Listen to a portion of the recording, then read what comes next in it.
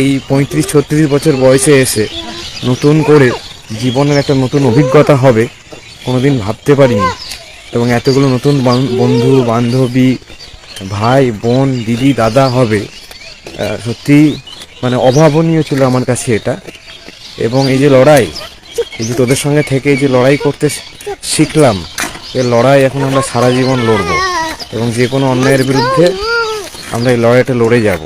তো তোদের সকলকে ধন্যবাদ একটা নতুন হাবিবকে তৈরি করার জন্য। একটা নতুন সত্তা, একটা ছেলে যখন বাবা হয় তার একটা নতুন সত্তা তৈরি হয়, একটা মেয়ে যখন মা হয় তার একটা নতুন সত্তা তৈরি হয়, মাতৃসত্তা, পিতৃসত্তা। একইভাবে আমি 22শে এপ্রিলের আগে যে মানুষটি ছিলাম, আজকে এই 12ই ফেব্রুয়ারি, আজ 1 বছর পরে সম্পূর্ণ আলাদা একটি মানুষ, যে শাসকের চোখে চোখ রেখে কথা বলতে জানে, যে জেল খাটার ভয় পায় না, যে সত্যিটাকে সত্যি বলতে ভয় পায় না, যে মিথ্যের বিরুদ্ধে প্রতিবাদ করতে পারে। আজ নতুন একটা মানুষ।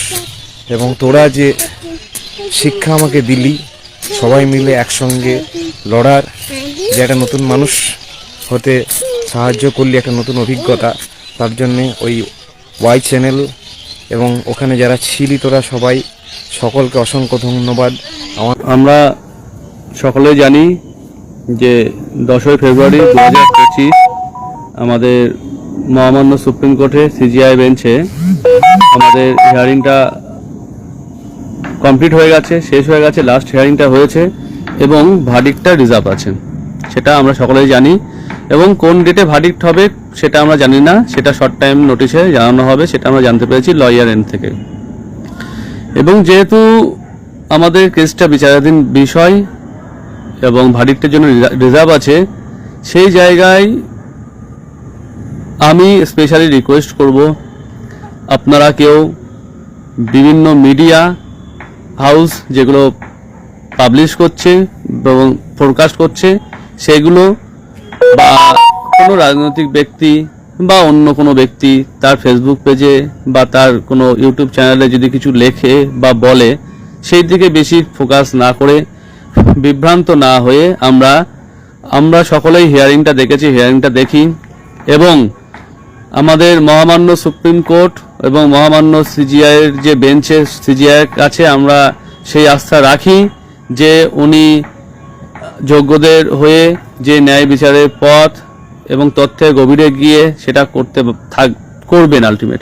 সেই বিচার ব্যবস্থার প্রতি আমাদের কিন্তু সকলের আস্থা আছে এবং ভরসা আছে। সেই জন্য বলবো, আমরা যেটা দেখলাম কোর্টরুমে হিয়ারিং, সিবিআই কিন্তু খুব সুন্দর তার তথ্য তুলে ধরেছেন এবং এসএসসি সেই তথ্যগুলো মেনে নিয়েছেন। সেই জায়গায় দাঁড়িয়ে ফার্দার কোনো যে ডকুমেন্ট এসএসসি বা সিবিআই কাছ থেকে মহামান্য সিজিআই যদি দরকার হয় উনি নেবেন ভার্ডিক্টের জন্য, রায়দানের জন্য, সেটা নেবেন অবশ্যই।